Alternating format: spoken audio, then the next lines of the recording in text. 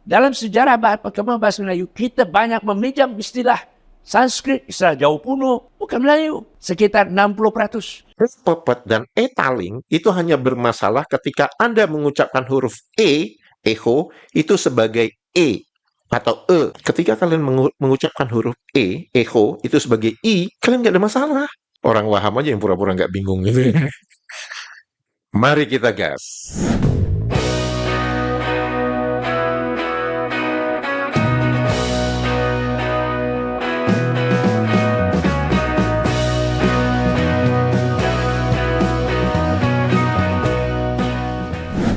Halo, apa kabar semuanya teman-teman? Semoga kita semua dalam keadaan sehat walafiat. Amin ya robbal alamin. Selamat datang di kanal ini, kanal yang berbicara perbandingan kosakata menurut Kamus Besar Bahasa Indonesia dan Kamus Bahasa Indonesia versi Maledes. Semoga informasi ini bermanfaat untuk warganet Indonesia. Untuk teman-teman muslim, bagaimana puasanya? Hari ini sudah masuk hari ke-12 sebagian, dan ada juga yang sudah masuk hari ke-13, tergantung hari pertama puasanya itu hari apa, begitu ya. Dan gimana kualitas ibadahnya dan kuantitas ibadahnya, semoga semakin baik dibandingkan tahun kemarin. Mungkin sebagian besar teman-teman sudah mengetahui ya, kita dalam bulan puasa itu kan akan banyak membaca Al-Quran. Saya yakin sebagian besar teman-teman pasti sudah mengetahui ya, bahwa dalam satu juz Al-Quran itu, atau satu juzuk Al-Quran itu kan ada 10 lembar. Dan saya tuh kalau bulan Ramadan, saya akan usahakan dalam satu hari itu,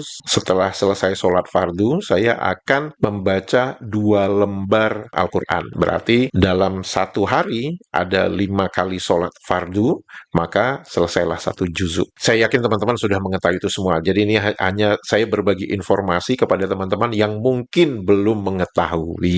Ya, teman-teman, saya akan membacakan beberapa komentar dan nanti diselingi dengan kita berbicara tentang kosakata. Teman-teman mungkin masih ingat ketika saya berbicara tentang kosakata gering, di mana di dalam Kamus Besar Bahasa Indonesia, gering itu didefinisikan sebagai sakit, dan gering itu tertulis sebagai bahasa Jawa kuno. Ternyata di dalam Kamus Bahasa Indonesia versi Maledes ada kosakata gering, dan di sana didefinisikan sebagai sakit atau uzur, dan kosakata gering di Maledes itu digunakan untuk para bangsawan, untuk para raja dan sultan. Dari Mbak Juli Kali, kata gering berasal dari bahasa Jawa kuno. Di Kamus Jawa Kuna Indonesia ada kata gering. Di kamus punya saya ada di halaman 310 yang bermakna sakit, penderitaan. Terdapat kata-kata turunannya sebagai berikut: gegering, penyakit; agring, sakit; anggringi,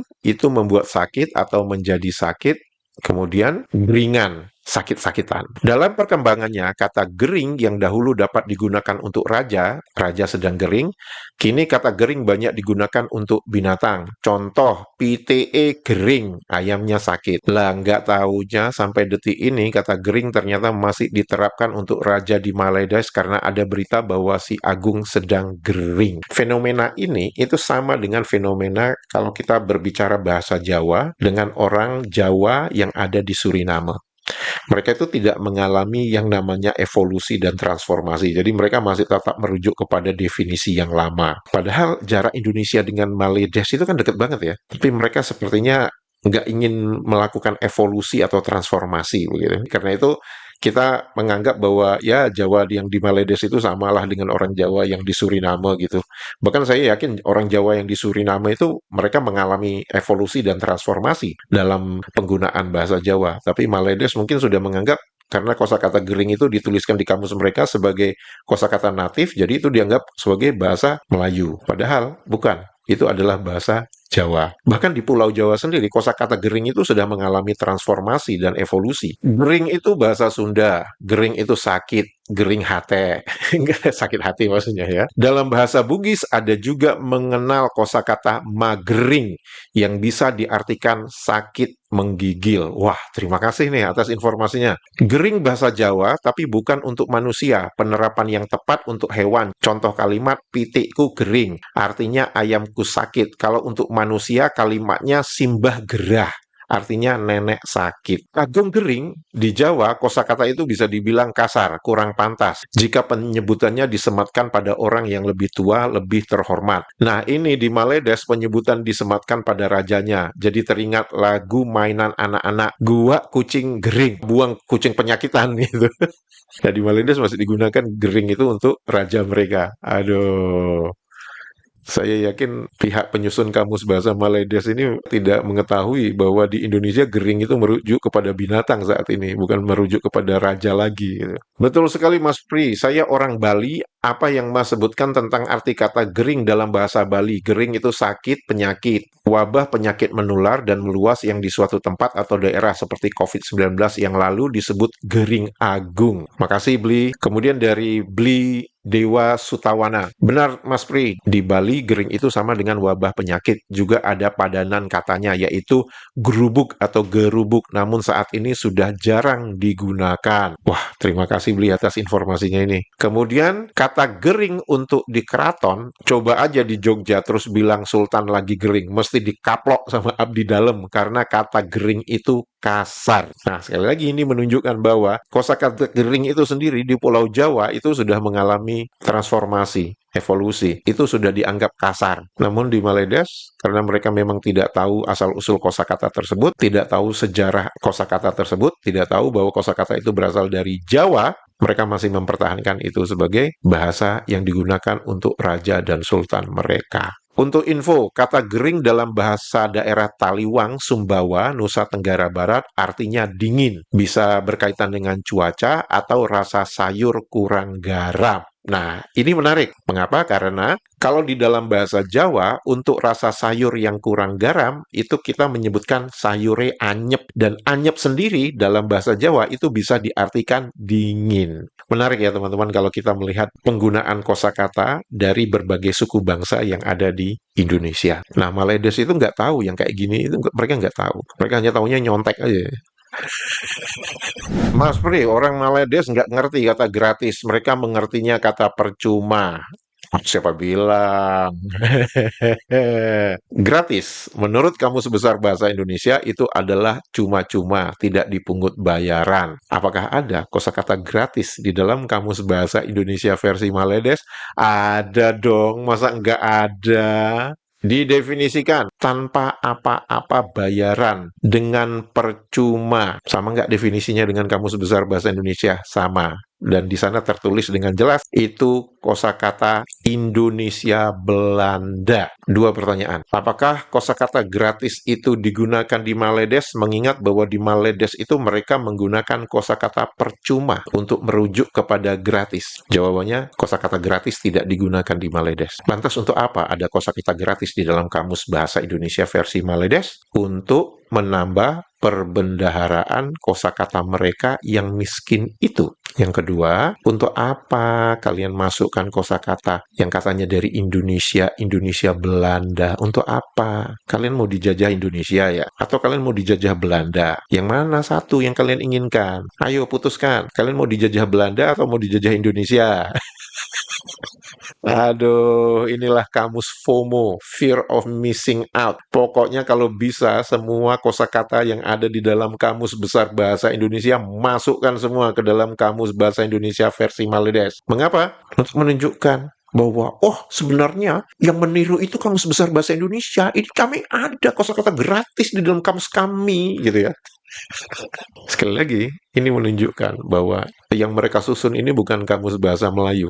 Mereka sedang menyusun kamus bahasa Maledes atau kamus bahasa Indonesia versi Maledes. Mengapa saya katakan ini kamus bahasa Indonesia versi Maledes? Karena sebagian besar itu mengikuti cara Indonesia, tapi ada juga yang kosakata yang tidak ada di dalam kamus besar bahasa Indonesia, seperti convocation, basikal, motosikal, station, itu nggak ada di dalam kamus besar bahasa Indonesia. Oleh karena itu saya katakan ini kamus bahasa Indonesia versi Maledes. Aku jadi penasaran saat kata keteteran diperkenalkan pertama kali ke anak SD di Maledes, itu ngejanya gimana ya? Kalau Indonesia Keteteran, keteteran. Oke, kalau dalam bahasa Maledes berarti mengejanya gini, Keteteran, ketitiran, gitu.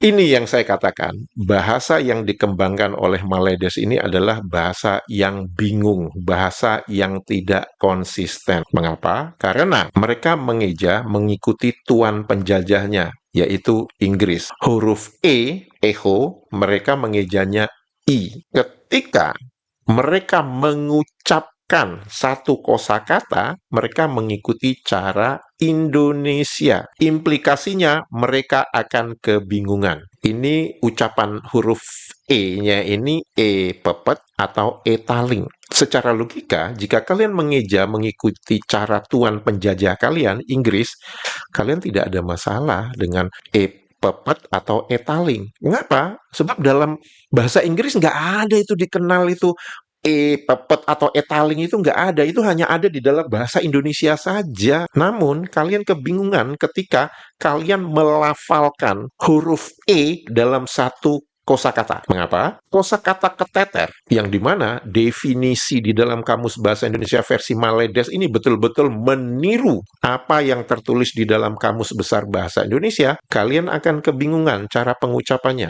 Keteter, keteter. Sebab apa? Karena dalam pengejaan huruf E, kalian tidak mengenal namanya E taling, E pepet. Jadi seharusnya kalian tidak ada masalah dengan pengucapan huruf E. Namun, perhatikan teman-teman, di Kamus Bahasa Maledes ini, dibedakan kan pengucapannya, huruf E pertama dengan E kedua dan E ketiga. Huruf pertamanya E, ke, kemudian E kedua, E ketiganya itu diberi tanda. Artinya apa? Kalian mengakui bahwa kalian itu bingung. Ini bagaimana cara mengucapkan kosakata ini? Kalian mengeja dalam bahasa Inggris, tapi mengucapkannya seperti dalam bahasa Indonesia. Sama seperti ketika kalian mengucapkan kosakata gamelan. Banyak kita mendengar warganet Maledes menyebutnya apa? Gamelan. Padahal seharusnya gamelan, bukan gamelan. Itu menunjukkan kalian bingung. Ini diucapkan E pepet atau E taling. Seharusnya itu tidak masalah untuk Anda. Mengapa? Ejaan kalian kan mengikuti tuan British kalian. Mengapa kalian mempermasalahkan E pepet atau E taling? E pepet dan E taling itu hanya bermasalah ketika Anda mengucapkan huruf E, echo, itu sebagai E. Ketika kalian mengucapkan huruf E, echo, itu sebagai I, kalian nggak ada masalah. Orang waham aja yang pura-pura nggak bingung gitu. Teman-teman, jika video ini informatif dan membuat hari-hari Anda menjadi riang gembira, jangan lupa jempolnya dan komentarnya. Untuk itu saya mengucapkan terima kasih, sehat walafiat selalu, menyala Indonesia, dadah! Dan saya juga sedang menghubungi beberapa teman. Kawan-kawan bersama rakan-rakan ni bersama teman-teman. Nampak sangatlah dia memang guna bahasa Indonesia. Banyak yang saya jumpa dalam kalangan awak ni. Apa? Kurang-kurang sikit tengok konten Indonesia tu. Menghubungi beberapa teman. Kawan-kawan bersama rakan-rakan ni bersama teman-teman. Nampak sangatlah dia memang guna bahasa Indonesia.